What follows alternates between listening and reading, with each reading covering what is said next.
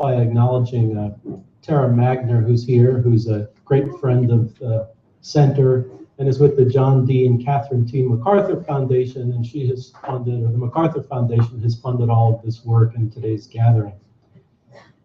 Before we get going, I have just two quick announcements, and we have something like 140 people registered for today, so people will be coming and going all day.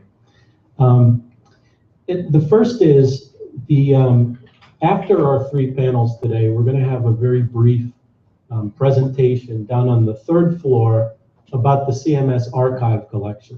And that's going to be about 15 to 20 minutes. And it's going to coincide with a wine and cheese celebration that we're going to have in this room. So you can have your wine and cheese here and stay here, or you can come down to the third floor and attend a little bit of a briefing and session on the archives. The archives include original documents from Ellis Island and the agencies that settled people from Ellis Island, and it's kind of a terrific history of U.S. immigration. And so if you want to hear about them for 15 minutes or so, please head down at 3:15. And that will be done by Mary Brown, who's our archivist and a historian in her own right. The second announcement is, and I found this out last night when somebody told me they were planning to come to the office tomorrow for the event on the IMR 50th anniversary edition, is that don't come here tomorrow for the 50th anniversary edition. It's not here, it's actually downtown. And Karen Grisey of the law firm of Fried Frank has been kind enough to host it. And that office is at 1 New York Plaza in the Wall Street area, in the intersection of Walter and Whitehall. And the South Ferry subway stop is the stop that's right across the street from it. So if you're coming, yeah, go ahead. It's Water and Whitehall. Water and Whitehall, okay. And I believe that there's directions in backs for people that need them, both from the hotel that many people are staying at and from this office too. So that's tomorrow. The other thing is, I think, Karen, the event starts at 9:30, but typically people should get there much earlier to pass through security. Yes, is that right? Yes, Don, thanks. We have in the building, unfortunately, we have the blessings of nice space, but we're burdened by the security accoutrement of a big law firm. So there is a metal detector and all that stuff when you go in the building. So screening of bags, and everyone has to sign in and get a visitor pass. So I would recommend coming about a half an hour early or as early as you can, so that people can get into the room and actually be ready to start on time. Great, thank you. And so for today's event now, we have a very high-minded, I think ambitious, but it's somewhat of a clunky title, to be honest with you. We call it Democratizing Data and Promoting Legalization and Regularization Without Federal Immigration Reform. I mean, we could have come up with something a little bit more pithy, but we didn't. And what of course, CMS tries to do is it tries to bring scholarship and research to bear on public policy issues on a local, state, federal, national, supranational level. And today's sessions are about the U.S. unauthorized population, and they revolve around work that's going to be published in our journal on migration and human security, to which it's easy and free to subscribe. So if you don't subscribe, we hope that you will, and that's quite easy to do if you just go to our website. I need to crow about it a bit, not only because we've pulled together these superb lead authors, but we pulled together every single panelist that we wanted to attract to this event. It's kind of an all-star cast from academia, from government, from non-governmental agencies, from community-based agencies. So let me just tell you who they are, and the leaders of these panels, that is the authors, will introduce them in person. It's Jose Pacas from the University of Minnesota. It's Professor Willie Jasso from NYU. It's Vicky Virgin from the City of New York. Maria Cava, Jean Atkinson from Clinic, Juan Asuna, who's the head of the Executive Office for Immigration Review, that is the court system, Christina Rodriguez, who's a professor of law at Yale, Kevin Appleby from the U.S. Catholic Conference, the head of Migration and Refugee Services Policy, and Kavita Paria Sanchez from the Mayor's Office of Immigrant Affairs. So we're really, really thrilled to have those people. Mary Meg McCarthy from the Midwest Immigrant Rights Center in Chicago is not coming today because there's no planes from Chicago in today because of the crisis that you may have read about. So Bob, Tom, and Roberto will be introducing the panelists, and their bios are in the materials. The first panel is led by Bob Warren, who's a senior, I'm happy to say, is a senior fellow at the Center for Migration Studies of New York. And he's the former director of the INS Statistics Division and also worked for the Census Bureau for many years. And Bob and a team of advisors of his have created a variable that will allow users to compile detailed information about the unauthorized immigrant population with some geographic specificity through the American Community Survey, which is a very detailed census instrument.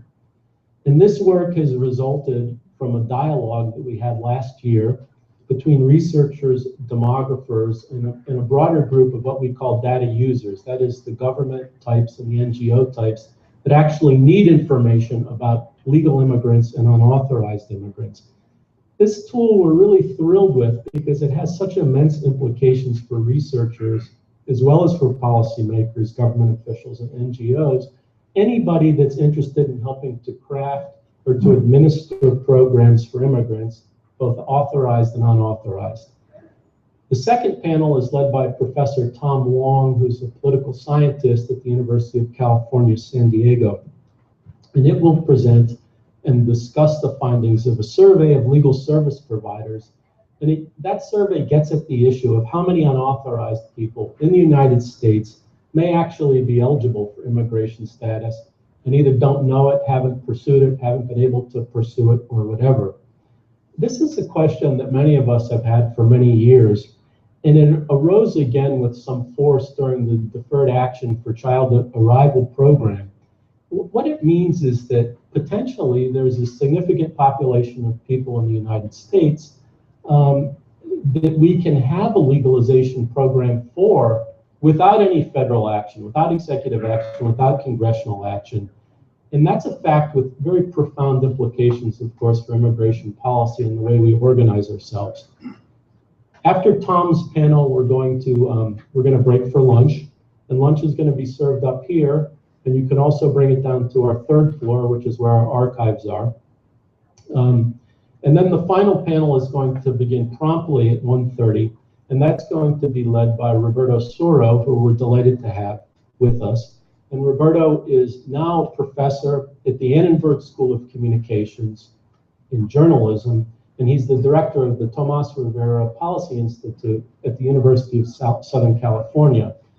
And this panel will take up the issue of how states and localities are working to normalize and regularize the lives of unauthorized people, absent federal immigration reform and absent the any action on this kind of from Congress in many, many years.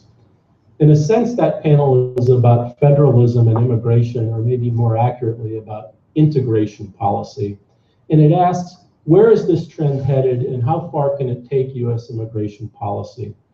The panel will also discuss the roles of NGOs and CBOs in this work. So we really have a terrific day of a kind of a unified program, an interconnected program on the unauthorized in the US. And without further delay, let me ask Bob and his panel to come forward. Thanks.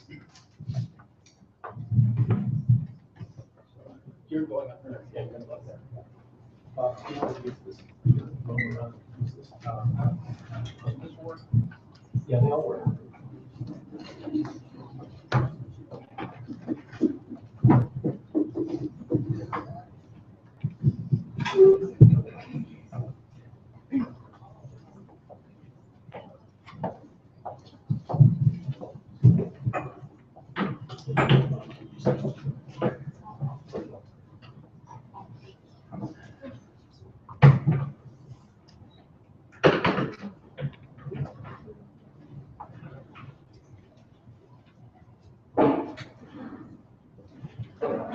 Oh man, I'll tell you this, getting over here was a lot of fun.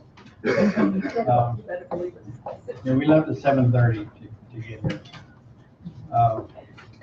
Can everybody hear me okay? If you're way in the back, you might come a little forward or not, either way. It's going to be a little hard to see the slides here, but I'll leave that up to you. Can everybody hear me okay? Okay. Should I speak up? Yeah. Speak it up. Put it closer. Okay. Is that better? Yes. Oh, I can hear myself. That sounds pretty good. Okay, I'd like to thank Don especially for pulling this whole thing together. A year ago, he enticed me to a meeting in New York, and I made the huge blunder of coming up with a suggestion for this project. And then I had to actually end up doing it. I have to say that it was, well, it turned out to be a terrific project. It turned out to be the kind of thing where you wake up in the morning and you have your coffee and you turn your computer on. The next thing you know, it's 11 something and you've missed breakfast. And then you think, well, I'm going to work another couple hours on this, and then you've missed lunch. It's that kind of project. It's been really exciting.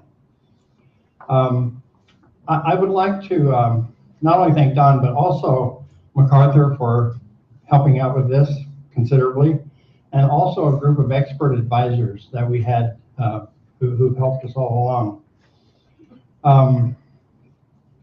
You know, like I say, this has been an amazing project. There were 3 times in my career in which I found myself sitting at my desk looking at information that no one had ever seen.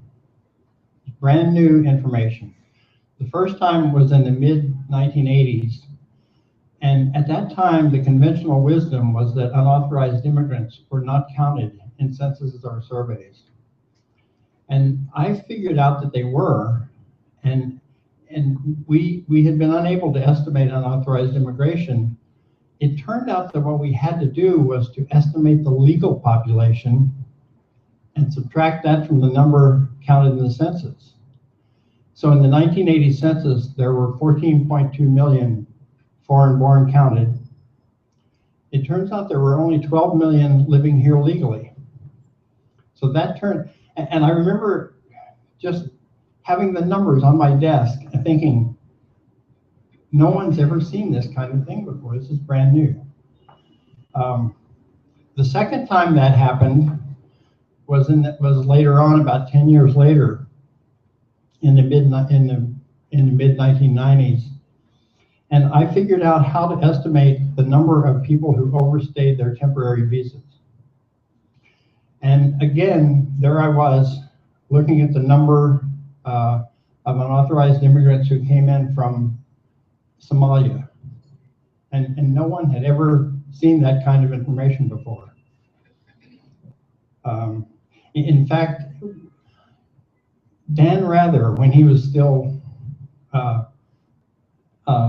famous, started one of his newscasts with a clip from the southern border saying, this is how most people think of unauthorized immigration.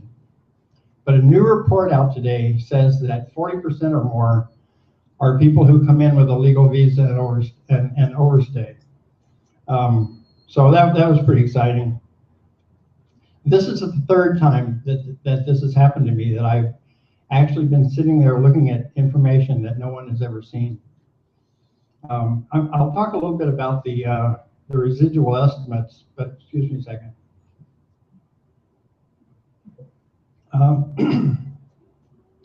But the kind of information that we've relied on for unauthorized immigration up to this point has been based on what we call the residual method. And it really doesn't go much beyond those estimates that I was telling you about for the 1980s. We end up getting one single number with no characteristics. And actually at the time, that was a big advance to be able to do that. Now we think we can do better. And that's what I'll tell you about today. What we've done is to essentially go into the American Community Survey, pick out the non-citizens who came to the US after 1981. That group of people includes the entire unauthorized population. because very few unauthorized immigrants came in before 1981 because they could have legalized under IRCA, or that was 30 years ago. They could have gotten out of the population. So the American Community Survey, for any of you who are not familiar with it, is a very large survey that the Census Bureau does every year. It's about a 1% sample of the total population. The American Community Survey is essentially the very same thing as in the 2000 census. I don't know if you remember, there was what they call a long form. 1 out of every 6 households got the long form, and it was really long. In 2000, I actually got the long form, and I also was I was a respondent in the CPS at that time. So the American Community Survey collects basically all of the information that the long form collected in the census, and that's available to us. So what we plan to do with this data is kind of up in the air at this point. We're going to make some final decisions in the next few weeks, but what we hope to do is make it so that people can come to the CMS website and go to one of 2 places. One of them will take you where you can put in geography, some other subject matter, and it'll create a table. So kind of an interactive, quick table kind of mechanism. The other place you'll be able to go to on that website will take you to, and Jose will may be able to tell you more details. You'll be able to actually go and manipulate the data if you want to, create your own detailed tabulations, maybe even go in there and change the code. Are we having a problem? Okay. Maybe maybe even go in there and change some of the code that we've done. Make your own assumptions.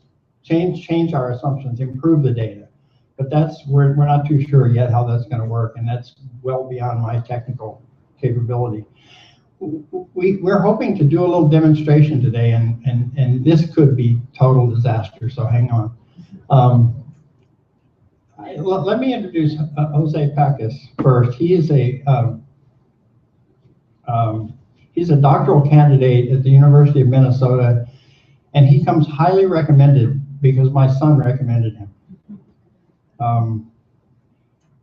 He works for the Minnesota Population Center and something there called IPMS, which many of you have heard of, that basically they handle data from the Census Bureau, and that's a big understatement, but anyway, it's a big data center. And what we hope to do today would be to say to the audience, we'd like for you to come up with a question. For example, what's the unauthorized population in Rhode Island, or something like that. And then while I continue on with my presentation, Jose will find the answer to that. It turns out that eventually you'll be able to ask a question on the website and just get the answer very quickly.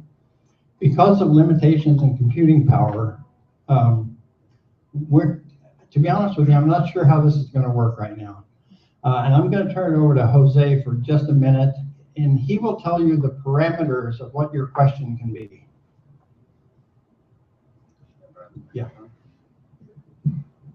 So it'd be easiest if you pick a state that you're interested in, and to make it really easy, we'll do something with the percentage of likely unauthorized that have a high school degree or higher, just to make it easy. So if there's a state that you're interested in that's not New York. Not New York. Okay, someone, yes. Ohio. Okay, Ohio, and let's see, how many, something about education of unauthorized immigrants. How many have more than a 6th grade education? More than a 6th grade education. We'll get back to you on that. Okay, now, Okay, what I'm going to do next, it turns out that you can't, oh, Jose is using my board. Oh, yeah. How's that going? Can you go off? Okay, go ahead. You can see we've carefully rehearsed this whole thing. Okay, it's going to be a little hard to see, and I'm going to stand up, and I'm going to try to speak loudly enough from there because I need to point to things. If you can't hear me, let me know. I'll get a microphone. Okay, good idea.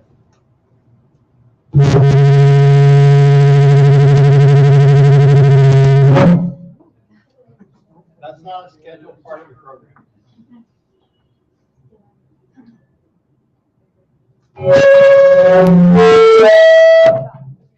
not working.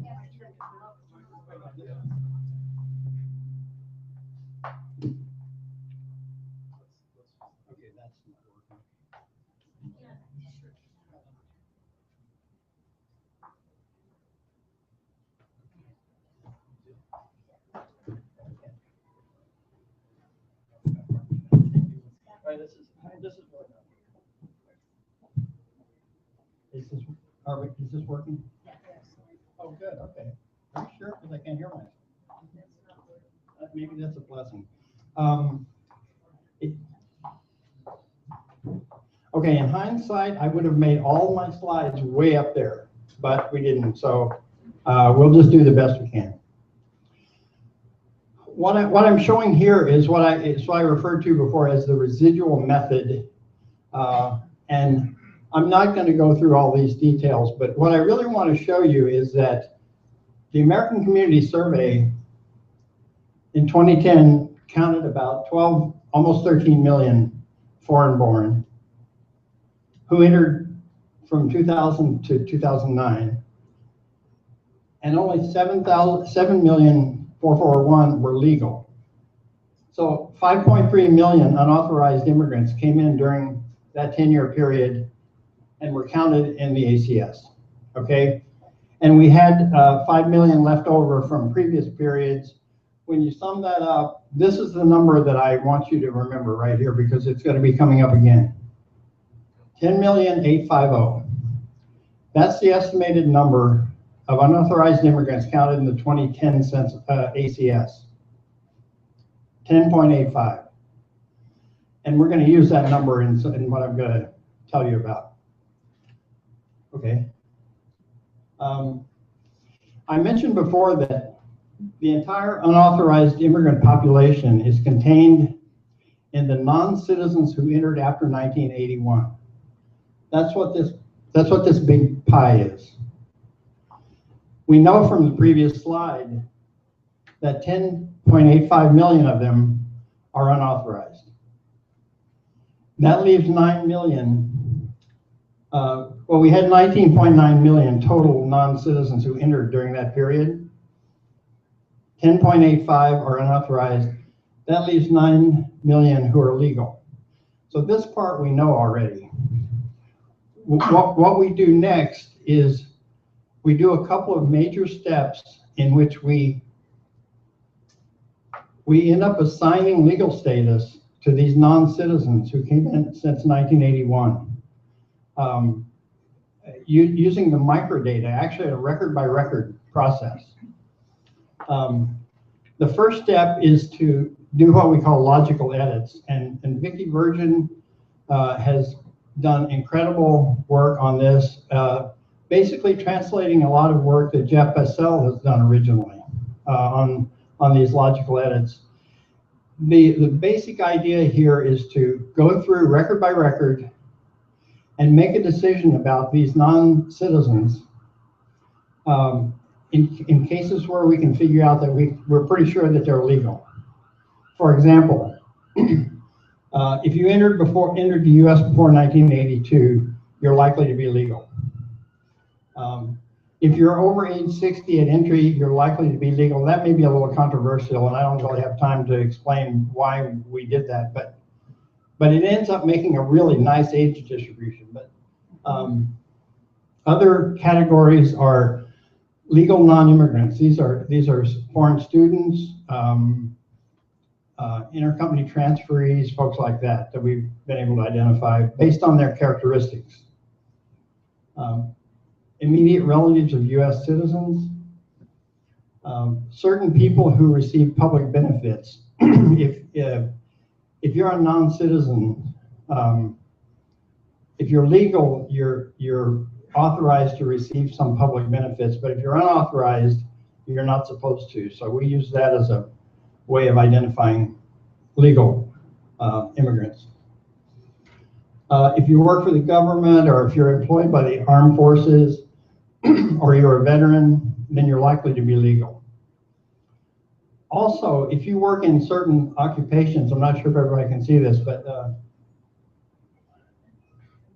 and here's a list of the occupations that we consider to be people who are in a legal status. I saw this and I just, I panicked. I thought, chiropractors? I mean, I don't know. It's essentially how you got on this list was that if there was some licensing requirements or background checks, that kind of thing, that's how we came up with this list. And actually Jeff Passell did, and I'm not sure we even modified it. Okay, so we started with 19.9 million non-citizens who came here since 1981. Using the, a little too quick there. Using the logical edits, we came up with 7.4 million who we judged to be legal immigrants.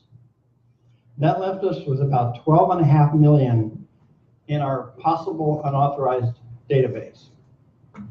Okay, so we needed one more step to get down to the 10.85 million, and that's the next slide. So again, back to the 19.9 million, that's non-citizens who came here since 1982. I know I keep repeating that, but that's a fairly important part of our process. We compiled this by country of origin, all the way down. You can't see it down at the bottom, but there were a total of 146 countries of origin.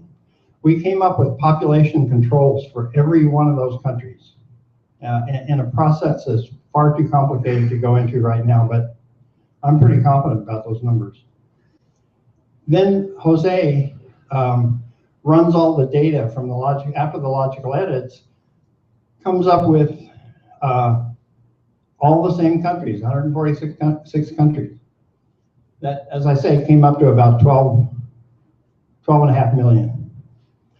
So this column is the population controls that we came up with. So for example, for Mexico, after the logical edits, about 6.15 million were still in our database, but we only wanted 5.8 million. That's about 94%, which is actually pretty good. So we randomly selected from those 6.2 million, 5.8 million to be in the database. We did this for all 146 countries. And it turned out, this was the exciting part for me, because we did this, and then I had Jose do some crosstabs for me. We had numbers for every country. The question was, once we ran the data and came up with totals, say for every state where we had not controlled, how would that compare to what we published a year ago? That was the true test, and I was very nervous about that. And luckily we have a slide right here to tell you about that. The three groups who make estimates of unauthorized immigrants is the Pew Research Center, Jeff Passell basically. These are all estimates of the unauthorized population as of 2010, all based on the same survey. DHS makes estimates. These are published. My son and I published some estimates a year ago, and these estimates are from the new variable. Using all the microdata and compiling the data into these states. So we see that the total populations are fairly similar. I should add here that all of these estimates are they're not adjusted for undercount. And we decided not to be concerned about an adjustment for undercount because the data will be compared to other data in the ACS. And none of that data are adjusted for undercount. These are counts of the population. So in fact, I had to kind of take out the adjustment for undercount that these other groups had in there. So they're all comparable. And we see for California, for example, around 2.7, 2.6 million. For Texas about 1.5 million. And if you look across, they're all very comparable. Our estimates fit very well with the known demographic estimates. And when you, last year we published estimates for every single state. So if you looked at every single state and you compared our numbers to every single state, the correlation between those two populations is 0.995. So essentially, let's go ahead to the next one. What we're saying is that our database replicates what we know about the population so far. This is the age distribution. Again, without going into a lot of detail, they're very similar. So we're producing the same kind of estimates. This is new, and this is the kind of new information that I was telling you about. This has never been done before. We've had residual estimates for the population of states and some estimates for countries. We've never had crosstabs. We've never been able to say how many unauthorized Mexicans live in New Mexico, for example. So this is new information, and we have the population of four top states by what region of the country they came from. And you see that the first line here is Mexico. California gets 2/3 of its unauthorized immigrants from Mexico. Texas, 3/4. New York and Florida, not so much, about 20%. And you can see differences in origins by states. For example, from the Caribbean, California and Texas round to 0. And Florida and New York get about 20%. The number that kind of struck me was the 27% in Florida who came from South America. Back up. Yeah, so go back. So I wanted to take a closer look at this 27%. So that's what we have here. Now we have Florida, and 750,000 was the estimate for Florida. 200,000 of them were from South America, 27%. And so you can compile the countries that they came from. And if you wanted to, you could go look at Colombia and see what areas of Florida they live in. And you can see how well they speak English. So that's kind of information that you can see. Now I have a few slides, and then I'm going to wrap this up. I just want to show you some new information that we've compiled. This is continuing with the South America theme. This is the number counted in 2010 by what year they came to the US. And we've known all along that unauthorized immigration increased a lot right up to about 2000. And after 2000, 2001, the numbers dropped pretty dramatically. And I think actually for the numbers are more peaked for South America than for other places. Last year when Rob and I put out our estimates, I put into the paper the theory that 9/11 had a lot to do with that big drop-off. And I said in the paper that we won't know that for sure until we get some other information. Well, we have some other information, and I'll get to that in just a minute. But that's South America. Let's look at immigrants from Mexico. And you see, again, the same kind of pattern, the increase, and then the drop-off. And to me, this is really fascinating. This is the kind of thing I get excited about. Jeff Bassell and others have said that the big economic downturn after 2008 caused the unauthorized population to stop growing. Well, actually, the process had been in place before that, because the arrivals from Mexico, for example, didn't start after 08. They started in 05, and they dropped every year after 05, so there was something else going on. Back up for a second. You see the little bump there back in 1990. That's mostly caused by what we call heaping. People choose, when they answer, they choose zeros or they choose 2000 or 2005, 2010, and so forth. And that causes a little bump in the data. I was doing this kind of project back 15 years ago when I still was with INS. And we were very close to publishing a report that only went up to about right here. And at the time, these bars weren't quite as high.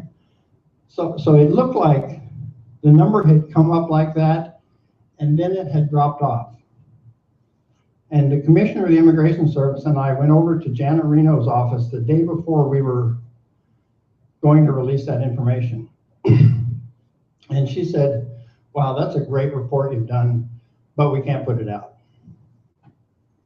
I had no idea what her expertise was for making that decision. What she said was, the 2000 election was coming up. We cannot make it appear that we're putting out numbers that make us look good. People will think that we've fudged the numbers. We can't put that report out.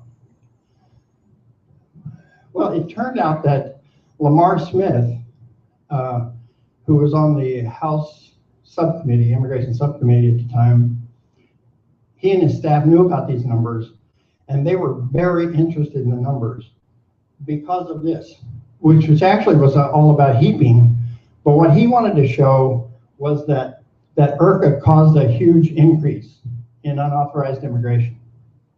So he ended up subpoenaing the report, and it's never seen the light of day. That report never came out. And it's kind of called the famous Smith report, and people are still trying to get their hands on that report, but they never will. Go ahead. This is the percent of unauthorized immigrants that come from Mexico. And you see back in the 1980s, 90s, about two-thirds, half or two-thirds or so came from Mexico. That percent has been decreasing.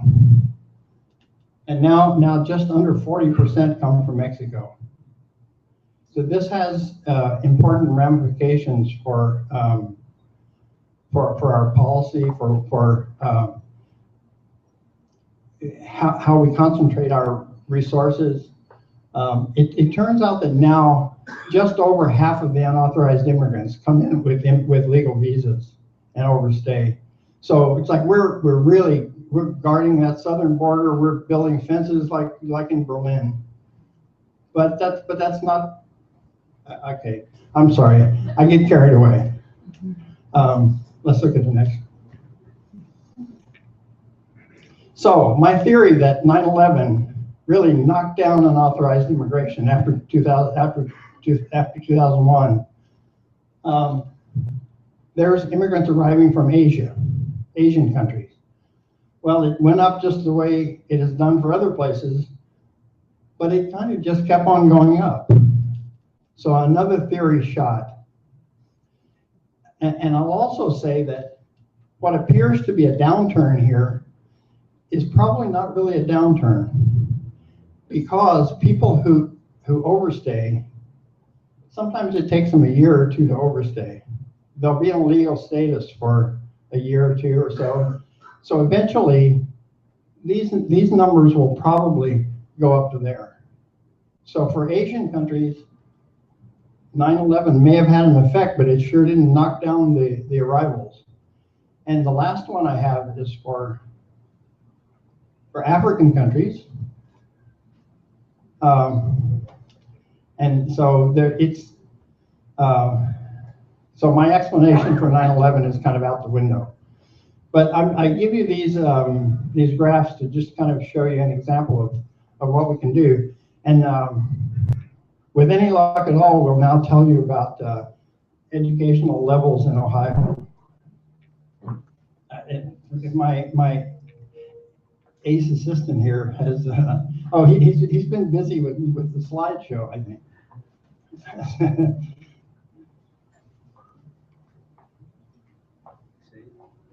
Oh, do we have an answer? There you go. That's a you want to interpret that for us? Sure. So, can everyone see that? Can everyone see that number? No. Why don't you point to it? So, the number reads 53.6%. So the likely unauthorized population living in Ohio, 53.6% have a high school degree or higher. And similarly, we could do that by any state that you want. So you could call out any other state if you're interested in that. We could also look at the level of English proficiency by any locality, any state. Population size 93,000 That for Ohio? Yes. That's the total Yes. for unauthorized. Yes. Okay. I'm not sure how well this demonstration worked, but take my word for it. I think you asked for a 6th grade or higher, but that's okay. Take my word, you will be able to go on the website, create your tables. Actually, Vicky has a website that it's really slick, where you can go on and create tables about poverty in New York, and we hope to be somewhat similar to that. And so that's essentially what I've been up to this summer. I think next we have on our program, we have Willie Jasso. Willie is a professor, silver professor of sociology at NYU. She was a special assistant to Commissioner Castillo while I was there, and she was my boss. And we testified together before Congress about unauthorized immigrants. And she was the director of research for the Select Commission on Immigration and Refugee Policy. Did everybody call that the Jordan Commission? No, that was the Simpson. Oh, okay. No, sorry, the Hesburgh Commission. Oh, right. She is also the principal investigator for the new immigrant survey. And essentially, it's a longitudinal study of immigrants who are followed up over certain periods of time, and really can tell you more about that. But that turns out to be a very important survey that we actually use some of the information from that for our project. So I guess without further ado, let's welcome Willie Jasso. Thank you so much. Now, I think I need the wireless. Yes, thank you so much. Nobody can ever be Bob Warren's boss, so let's not get a mistaken idea here. But on the other hand, as I think was evident in Bob's talk, there are two wonderful things about everything that Bob does. One is everything he does is both careful and creative. And that's tough to do, both careful and creative. Easy to do one or the other, but not both. Second, Bob has a wonderful knack for picking good people to work with. And I think we see evidence of that right at this table with Vicky and Jose, and of course, Jeff and others with whom Bob has worked over the years. Now, what I'm going to do, I think my job today is to raise some cautions, raise some issues for everyone to think about. And of course, knowing Bob, I'm sure he has already thought about these. Now, let's see. I seem to have lost, thanks. Thanks. I think everybody here knows about the variety in the types of foreign-born in the US. Lost it again. So that's just there to set the stage. Bob, for example, alluded to all foreign-born, within foreign-born, citizens and non-citizens, and then within non-citizens, legals. And I'm going to be asking you to think about legal permanent residents, legal non-immigrants, like international students and persons with H-1 visas, etc. And then, of course, the unauthorized or illegal. And one of the first things I'm going to have us look at, thank you. All right, let's see if we can go. Okay.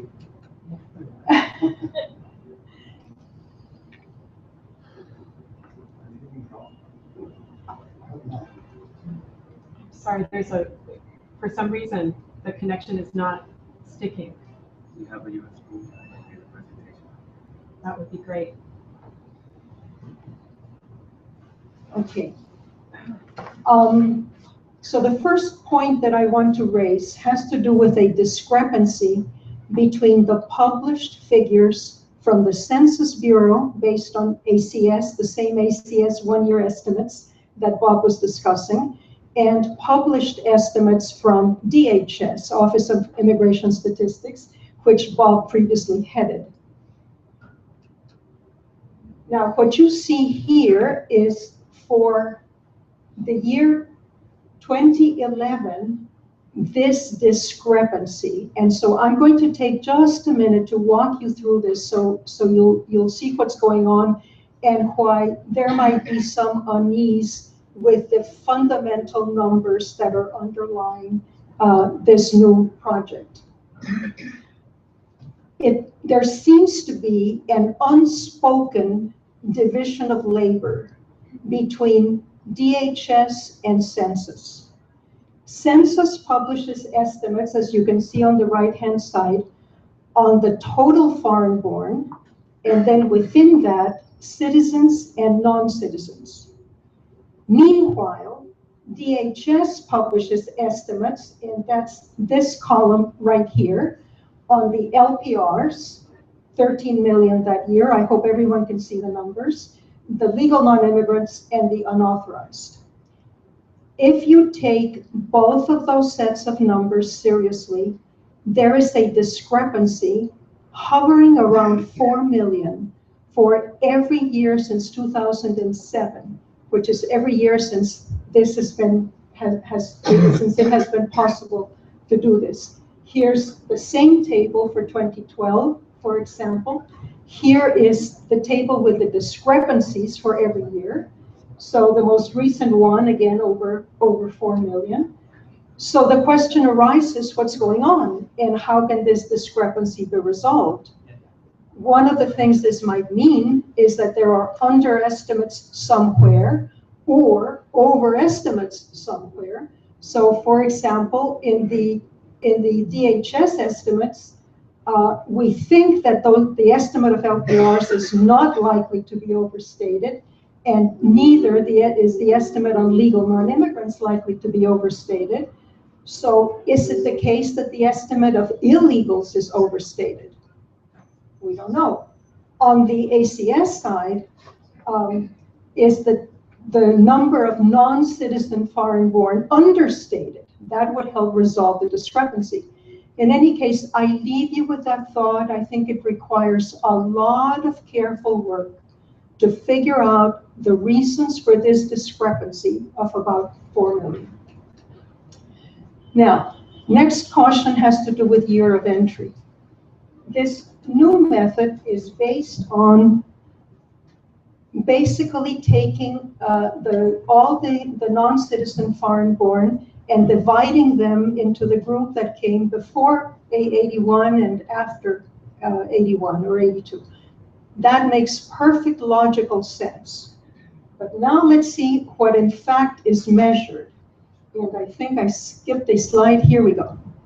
This comes from question 9 in the ACS, standard question. When did this person come to live in the US? Okay, perfect question. But the instruction guide, the instruction that's available to every respondent, and the same instruction which enumerators are trained with if they have to follow up in person, says, if this person entered multiple times, then write down the latest year of entry. That means that there's a systematic problem here. If multiple entry persons record the latest year of entry, then that post-1982 group is going to have some false positives.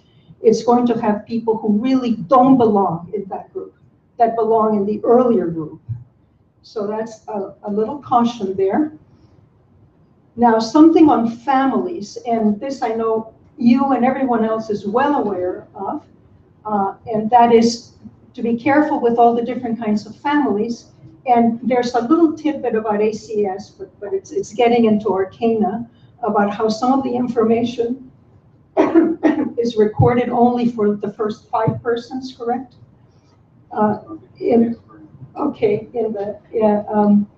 Anyway, that doesn't really matter for what we're doing now. The point is that there are many very different types of mixtures of legal and illegal. Not only the one that we're bombarded with in newspapers, but for example, the one that I've been studying is the one in which parents are legal, but some or all of the children are not. And there's very good reasons for that, rooted, for example, in the financial requirements for obtaining green cards for children, and also the phenomenon of aging out, etc. So the next point that I wanted to make had to do with the immigration context, and I think I'm going to skip most of this because I think most of you know everything. But I do want to mention that some of the things here are exactly in line with what Don Kerwin said and Bob Warren said about, these are the LPR figures, but let me get quickly to some of the pathways. Everybody knows the pathways to LPR, but what you may not know, see at the very bottom, the legalization. It turns out that because of the registry provisions, there's actually a number of ways that unauthorized can become authorized right now. Now, this group isn't really relevant for this project because that earliest date of having come to the US, 1982, in this project, Bob and his associates are already declaring all of them legal. Now, the visa process, as everybody here knows, this is the LPR visa process, is arduous, long, and there's 2 reasons why it's long. One of them is a very simple one and affects everybody, and that is processing time. But the other is the wait for a numerically limited visa. And I want to say a little bit about this again, because it's going to bring to life some of the things that have already been said here. The numerically limited visas, this affects people who have family visas, but not immediate relative visas. So for example, spouses and children of LPRs, adult children of LPRs, citizens, excuse me, siblings of citizens. So here, this is just to give you an idea, and probably everybody here already knows about these current ranges. I took these from the October issue of the Visa Bulletin. So as you can see, for family visas, the wait ranges from 18 months to 23 years, depending on the visa category. With employment visas, this is a very important point about employment visas, because I'm sure Bob is already using this in the logical edits. There's no wait at all for individuals who can qualify for a visa in the first, fourth, or fifth preference category, or in the second preference category, unless they're from China or India, and then there is a wait. And of course, at the other extreme, there's a wait of 11 years for the third preference, other workers. These are the ones that are less skilled. So given that, there are waiting lists. There are queues. People who have already gone through the process are approved and waiting for a numerically limited visa. So the State Department has been publishing these figures once a year, and as you can see right now, the figure is a little over 4 million. Now, what's important about that? What's important about that is, as I think Bob alluded to, and I know Bob has been thinking about this for 30 years. Some of those persons approved and waiting for LPR are doing anticipatory US residence and are here unauthorized. All right? So when you see the figures for the unauthorized, those figures contain an unknown fraction of persons who are actually approved and waiting for a visa. And we estimated that about 1.5 million of those are children. Now, this is just, again, what everybody knows, the top origin countries for all LPRs in 2012 and in 2013, no surprise there. The visa composition, again, no surprise in 2012 and 2013. The only thing that is worth noting, can never be said too much, is that the visa category with the largest number of people is always that for spouses of US citizens. That's a very important point. And then some other characteristics here. So for example, as Bob Warren again and Ellen Craley, who's here, and others did some of the fundamental work on immigration, the number who leave, LPRs who leave the US has never been trivial. For example, I think there is consensus that in the 19th century it was about a third. But what's interesting is that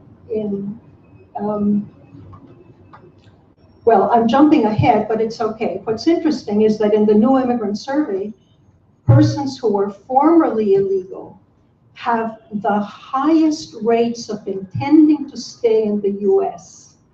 So they are far more committed to the US than persons who never had illegal experience. All right, so now jumping ahead, insights from the new immigrant survey. Again, no surprise with country of origin or visa composition. And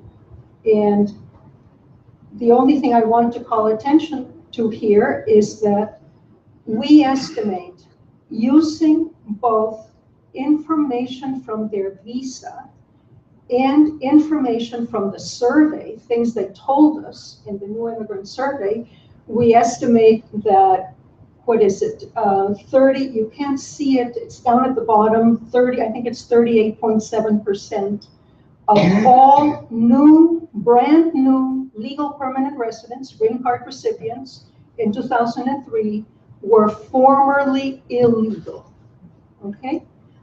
And embedded in these procedures is our gratitude to Bob Warren because we use one of his measures on interpreting how long a person has been here with a tourist visa.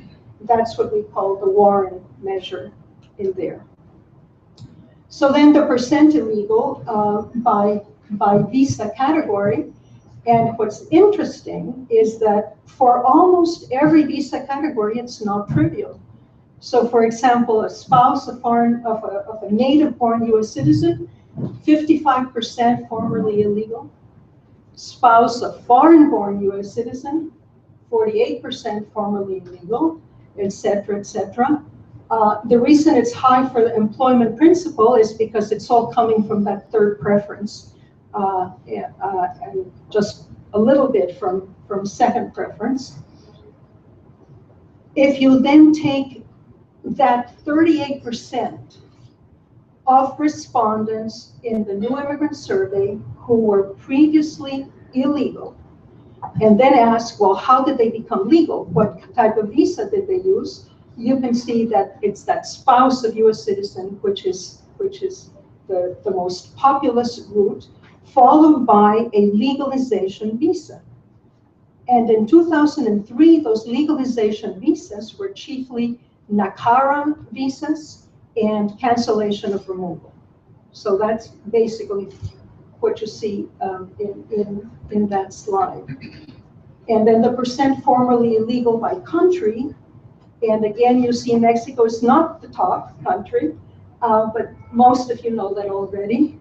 And then again, if you take only that 38% or 39% formerly illegal, this is the top 5 countries among them, and then Mexico does show up as the top country among them.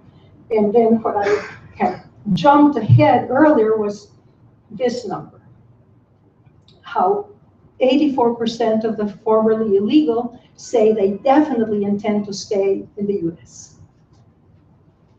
So now, to wrap up, what can we take away from these things? We talked about resolving that discrepancy between the ACS numbers, the census numbers, and the DHS numbers. We also talked about year of entry. What the new immigrant survey tells us is that it's difficult to find characteristics that can be used to identify who is illegal and who isn't, why. Because what we see in the new immigrant survey is illegals becoming legals, and their characteristics don't change. Before they were legal, before they got their LPR, when they were unauthorized, they had many of the same traits that they still have. And so that's something to keep in mind. Now, the exception to all this, where you are really on a sound footing, is when you have characteristics that immediately qualify you for legal permanent residence. And based on what I already said, what are those characteristics? Qualifying for an employment visa in the 1st, 4th, and 5th categories, and 2nd, unless you're from China or India. Now, that's an example. There are other characteristics rooted in US immigration law.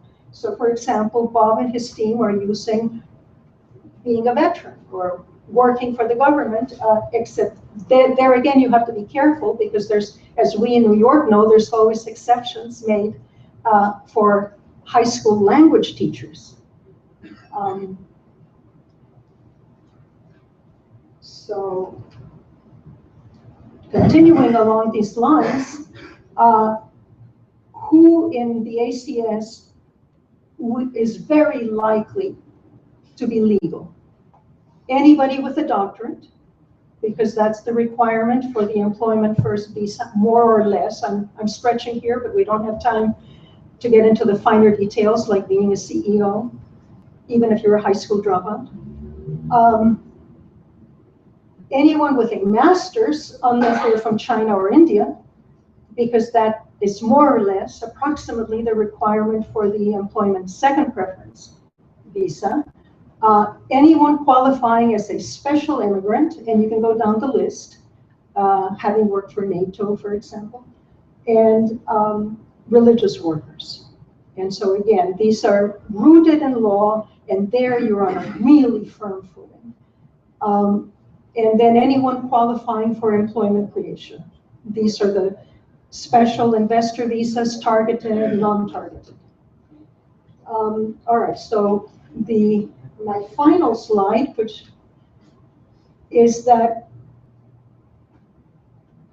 one way to think about this challenge that Bob and his team are so carefully and creatively grappling with is that it might be useful to have separate teams of researchers working independently of each other, using different approaches, and then at the end of the day, compare them. Now, Bob already did some of that, and he showed us comparisons of some of his estimates, his team's estimates with 2 other sets of estimates, but it would be certainly intellectually important for the science of this project if there were many teams exemplifying a variety of approaches. I thank you very much, and I look forward to your comments and questions.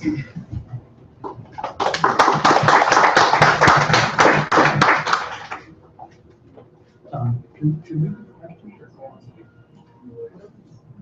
We go on, please. I think so too, yeah. Okay, we'll have a period of questions, and I myself have a few questions and comments for Willie. But I think next we'll move to Vicky Virgin, who is a research associate at in New York City, City of New York, at the Center for Economic Opportunity. She has been focusing on immigration for quite a long time. In her new job, she's doing exactly what I described today. We've been working very closely together, and she'll tell you why that's important for New York City. Formerly, she worked at New York City Planning Department for about 25 years. Before that, I think the Immigration and Naturalization Service, also at a time when I was there. And before that, she started working many years ago at the Census Bureau in the Poverty Statistics branch, and the branch chief was just a wonderful guy named Arnold Winard, who was just one of those classic. I don't know if any of you have ever heard of him, but what a great way to start a career. So I think I'll just turn it over to Vicky at this point. Thank you. Thanks, Bob. Okay, so how are we doing on time? So I have my 15 minutes. We're good? We're running late? Okay. Well, a lot of it was covered by already Willie. That was so great about the fluidity of immigrants. That was definitely one thing I wanted to talk about. But I'm going to think about this as like, this is going to be like a case study for New York City. And so I'm going to shift the conversation a bit to poverty, but don't lose the immigrant lens because I'm going to wrap back around to it in a few minutes. So, so what happened in 2006 when Bloomberg wanted to address poverty, he went to his team of advisors and he asked them, so what would happen if I increased the earned income tax credit or food stamps? What would happen to the poverty rate for New York City? So if any of you know anything about the official poverty measure, you would know that they could not answer that question. And here's why. So the official poverty measure that is used by the Census Bureau was defined by Molly Orshansky, another person dear to my heart. And this was back in the 60s, and she worked at the US Department of Agriculture. And basically what she did was she took the economy food plan and multiplied it by 3. And she did that because at that time, people spent 1/3 of their income on food. And then it was adjusted annually for inflation. And then it was uniform across the US. There was no difference in cost of living.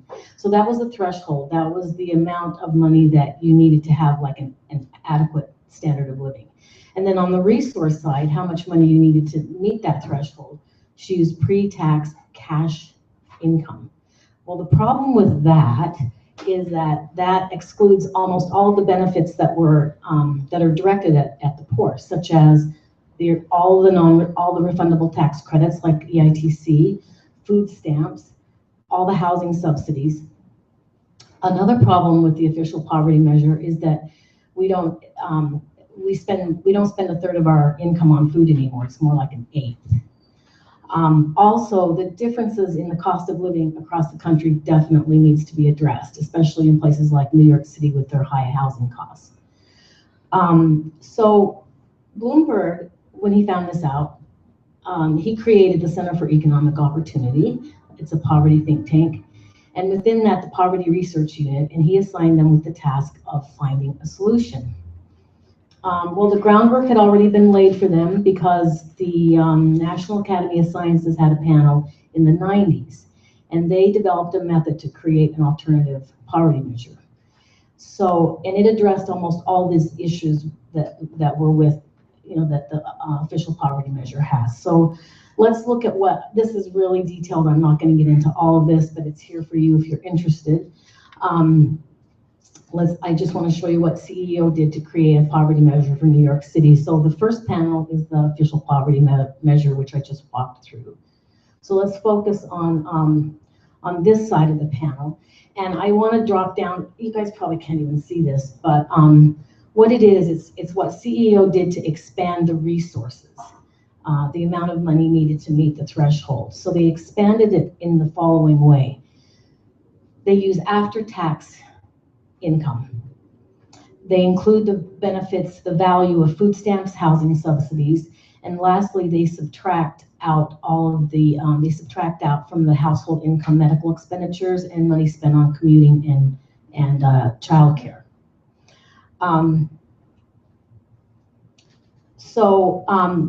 What happened now though was that CEO used the American Community Survey for their model, which had a lot of advantages, but it also we were also faced with a number of limitations with the survey. And mainly, the survey doesn't have any information on any of these benefits, the programs that we wanted to include in our measure. So what CEO had to do then was estimate with a variety of models and imputation what the values of these programs were. So for example, how to get after-tax income. We created a tax model that basically simulates the 1040 tax form. So now we're able to see how many people get EITC and what the value of that is. We used administrative data to get at a number for food stamps. And then we used information from a city housing survey that helped us estimate the value of all the housing subsidies like public housing and Section 8. Another thing that's really important that Bob's already pointed out, or did you, what's missing from the ACS is any information on legal status. So as a result, unauthorized immigrants in the ACS are being assigned all of these benefits and they're not eligible for them. Well, our numbers, our latest poverty numbers came out in spring. I think I'm getting ahead of myself. I might be.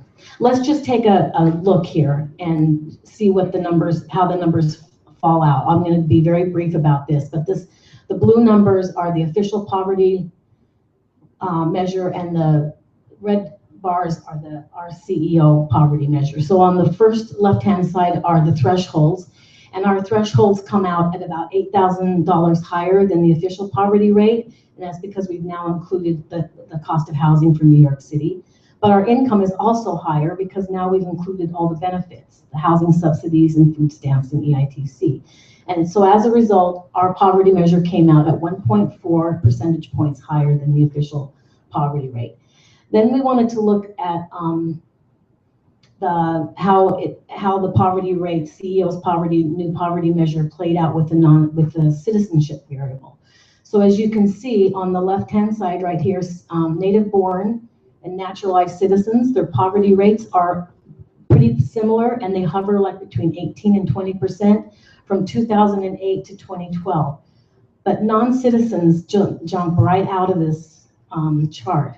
So not only are the non-citizen poverty rate higher, but it's increased rapidly from 25% in 2008 to 30% in 2012, a 5 percentage point increase, which is really large. So this report came out in this last spring, and this was these statistics garnered the most attention. And it was a new administration, and they were like, what is going on, and how can we fix it? Like, what can we do about it? So, so clearly, what also I wanted to point out is what's alarming about these numbers is we know they're going to be higher because benefits are being assigned in here that shouldn't be assigned. So clearly this needed to be sorted out. Like, who are these non-citizens and what's going on? So that's where I come into the picture. And so the CEO basically, no, I'm sorry. I need to talk about this slide next. So the administration came to us and they were like, well, how many unauthorized immigrants are there in New York City? How many are there, right? All right, so this graph, I have to talk you through this graph so that everybody understands where city numbers come from. What we do is that we have to turn to the residual method, which Bob has already talked about. And they're produced, as Bob said, by three main sources, DHS, Pew, and Warren. And then they come down to and those numbers look good. They converge, and they always have. But when you get to New York State, the numbers for New York State are troubled, and they've always been troubled as long as I've been studying them. And look at how they jump around from 580,000 DHS to 875,000 with Pew. Well, part of the problem with the state estimates, and particularly New York State, is the residual estimates don't account for internal migration, the number of people that move between states within the country. And this is a real problem for New York because New York historically has had out migration. So as a result, these estimates are really low for New York, and we've known that for a long time, but there's nothing else we've been able to do about it because it's all there is. Another problem with the residual methodology is that it doesn't, you can't get the estimates below a state level. So for New York City, this is what we have to do. We have to assume that if 72% of the foreign-born in New York State live in New York City, then we're going to assume that 72% of the unauthorized population lives in New York City. And that's how we get to about 500,000 unauthorized immigrants living in New York City. That's the number that gets bounced around in the press. So it's really interesting to know where this number actually comes from. It's low, that there's nothing, like I said, we've been able to do about it. And I'm sure that a lot of municipalities out in the country do the same thing that I just did here, that we have done so far in the city. So CEO thought long and hard about how to get at this problem.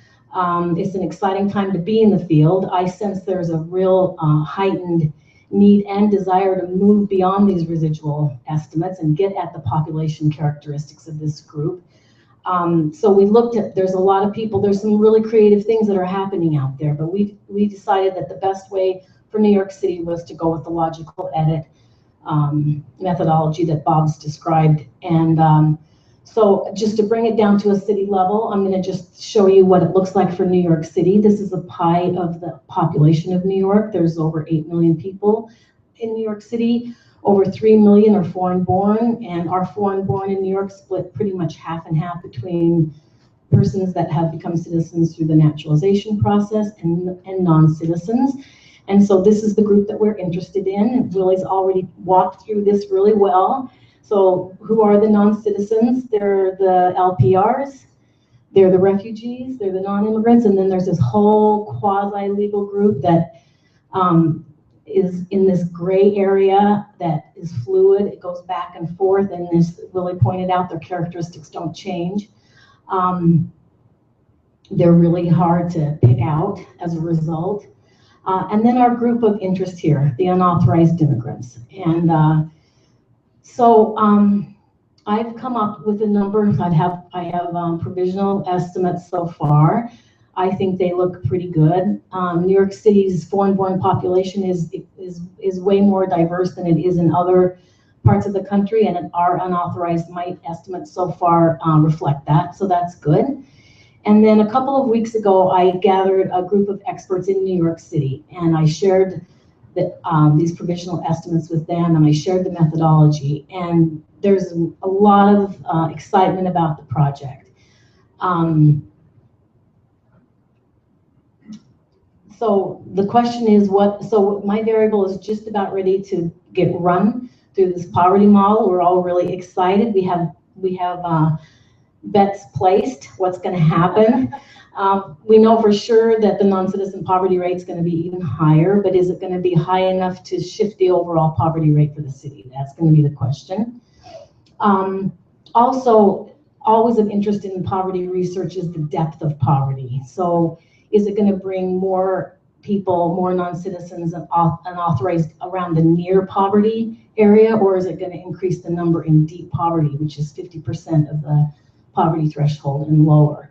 So that's going to be interesting to see what that does. We kind of think it's going to increase the area around the near poor because most unauthorized immigrants work.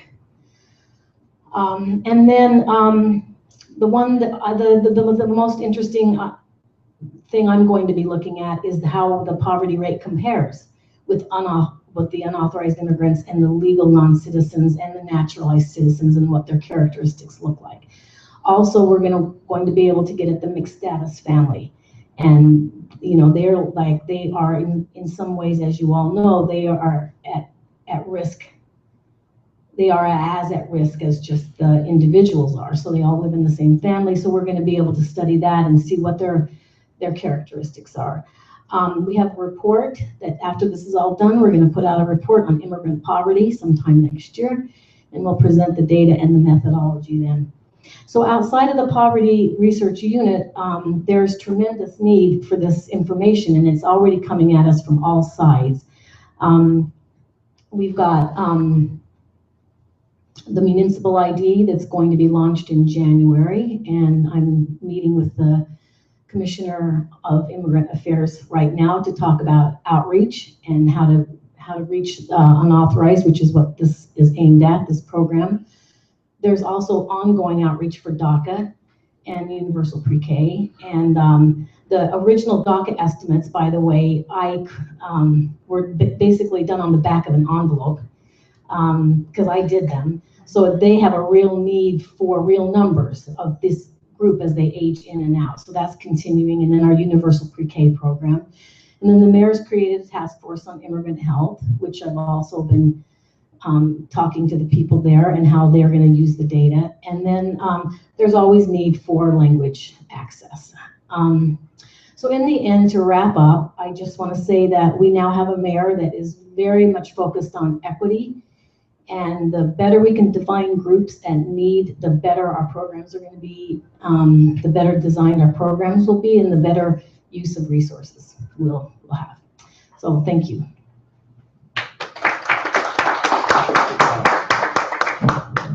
Thank you, Vicky. We only have a few minutes left, and I'm only going to take at most 1 minute to say something about the comments that Willie made. And then whatever time we have left, we'll have questions for the audience. So I'm going to just very briefly, I'll just say, Willie brought up some very good points. And some of them make me realize that we need to write our report a little bit better to explain some of those. But really what I want to remind everybody here, our original goal from a year ago was to do 2 or 3 things that I think are really important.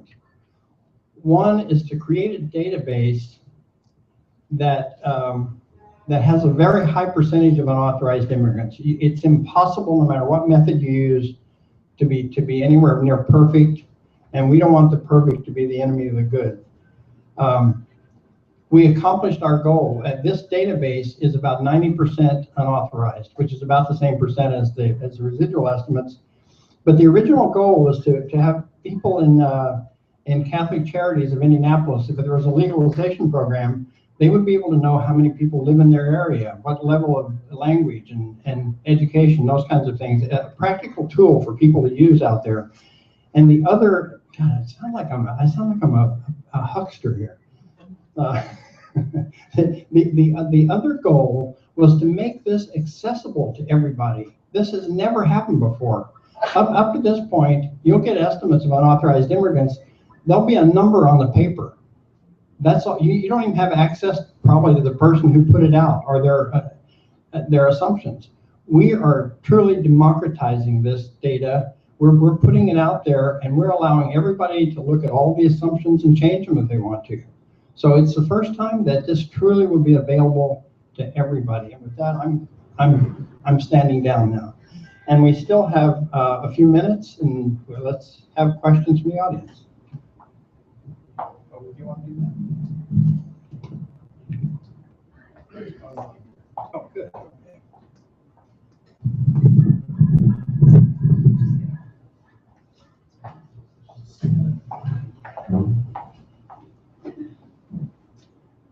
Hi, thank you all. This sounds like a tremendously promising development, and indeed, as you said, something we've never seen before. I just want to ask me that's not, I hope it's not too wonkish, but behind the numbers. When you said you created a database of the undocumented, so you're doing a residual method on the whole of the individual level returns of the ACS, and then from that database getting local estimates of characteristics. I'm just trying to figure out how you go down to metropolitan levels. I mean, are you recreating, running the residual method every time on each universe? So you start out with Minneapolis, you're looking at the entire foreign-born population of Minneapolis and running the residual method on that universe? Yeah, I think the simplest way that I can.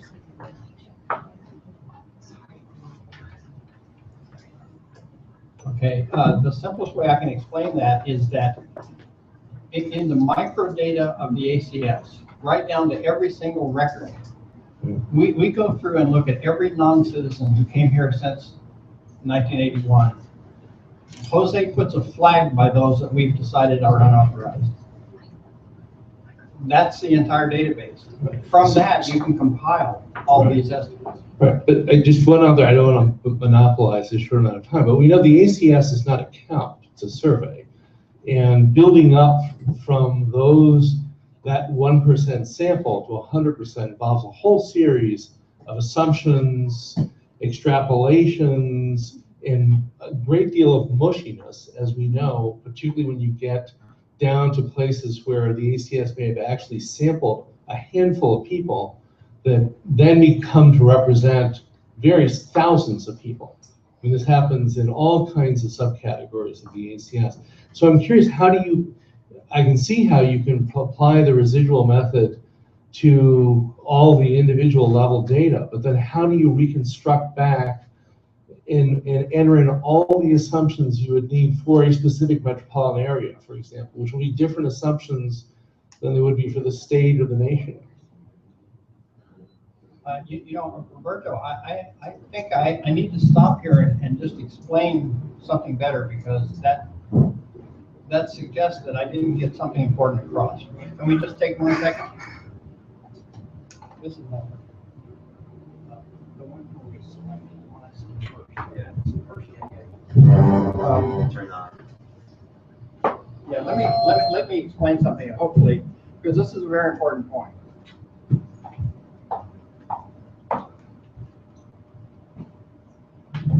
Thank you. Oh, Jose. Okay.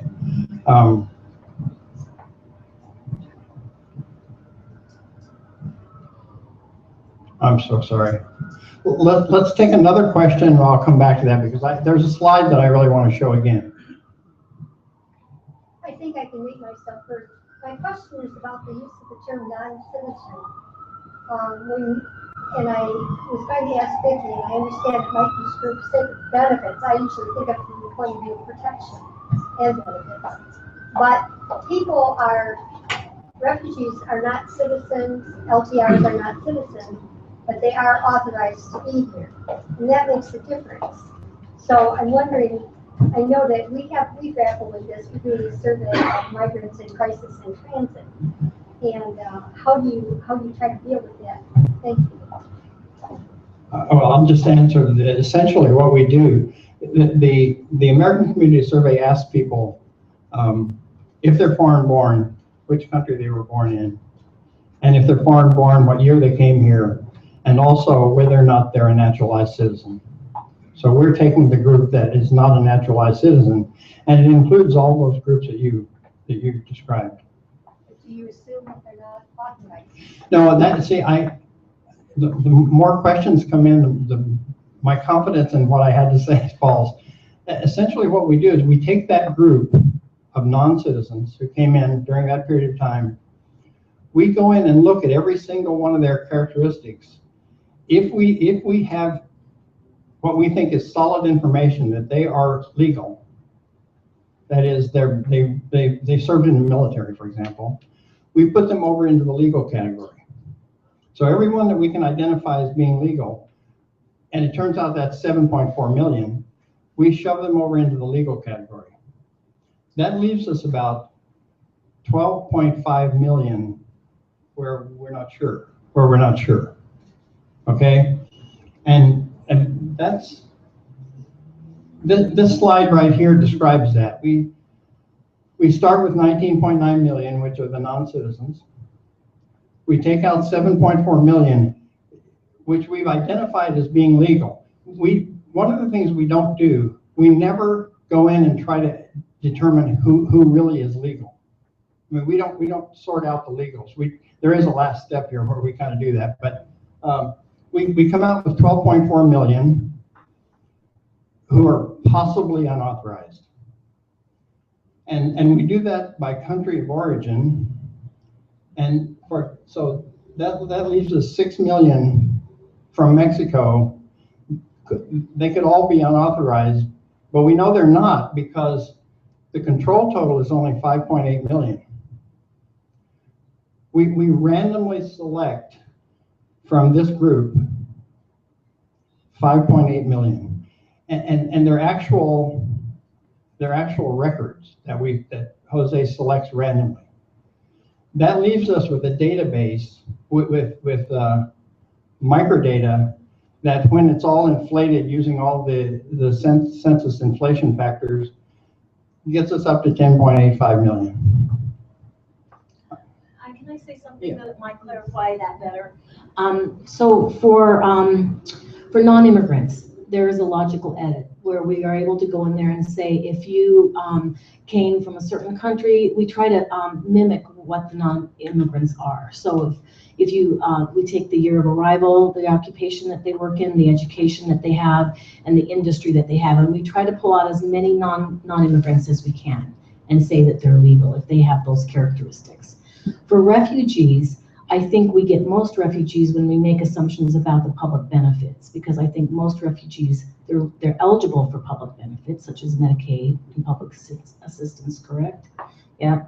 So if anybody's receiving Medicaid, there's some parameters around Medicaid that's complicated, but all the other benefits, we're going to say that you're legal. So I'm assuming that we get most of the refugees in that logical edit, and if we don't, then they'll get taken care of in the country. So refugees from Somalia, for instance, there's going to be a country total that you can't, a control total for Somalia, for example. So yes, again, it's these quasi-legal, of course, refugees are legal and so are non-immigrants, but yeah, we don't get them all. That's true, but we do the best we can. Did that answer your question? Okay. Mary Howard.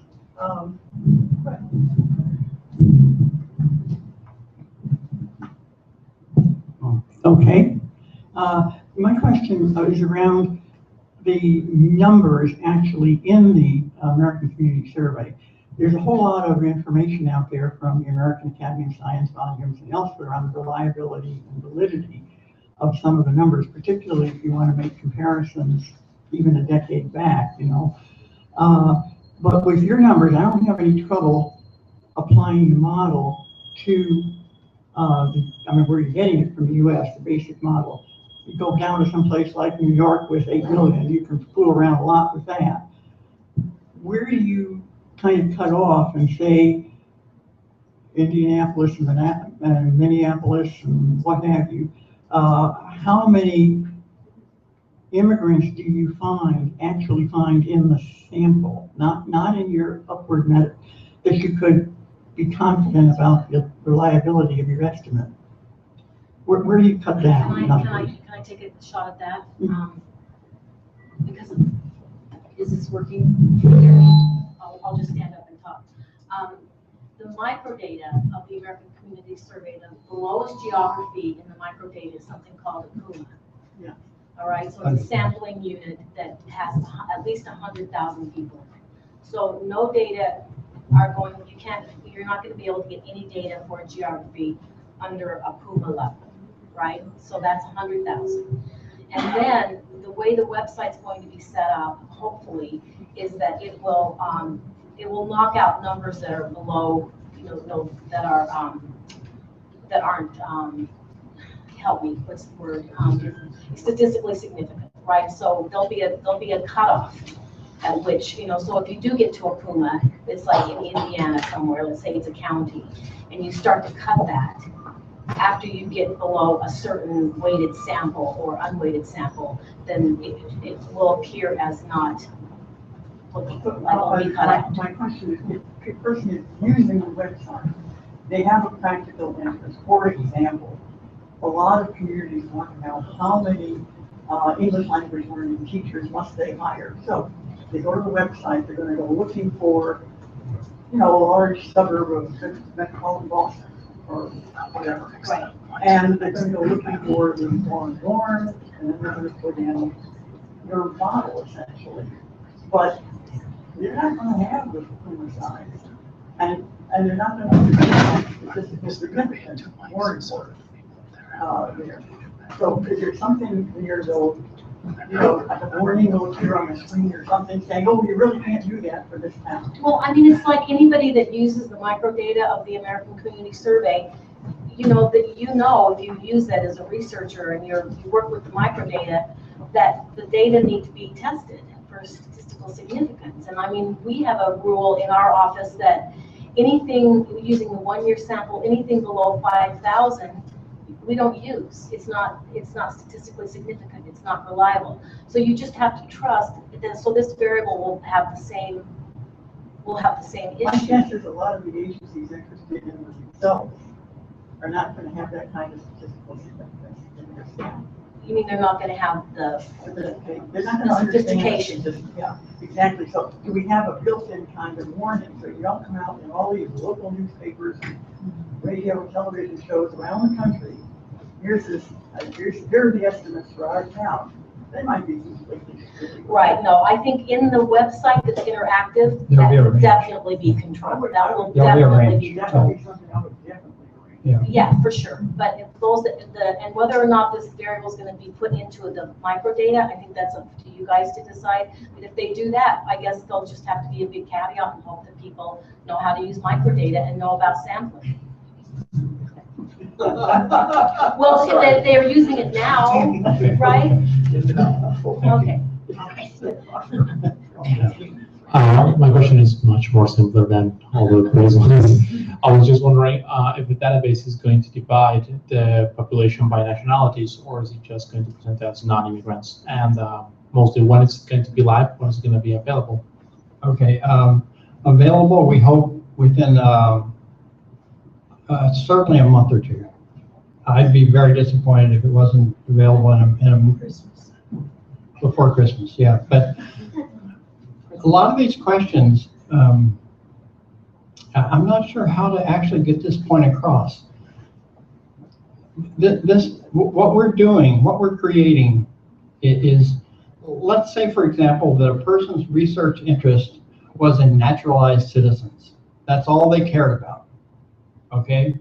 Well, we all know that you just go right into the ACS and you compile whatever you want to about naturalized citizens. The point we're making is that what we've created is the same thing. Now, yes, it is. It's a variable. It's a variable in the ACS.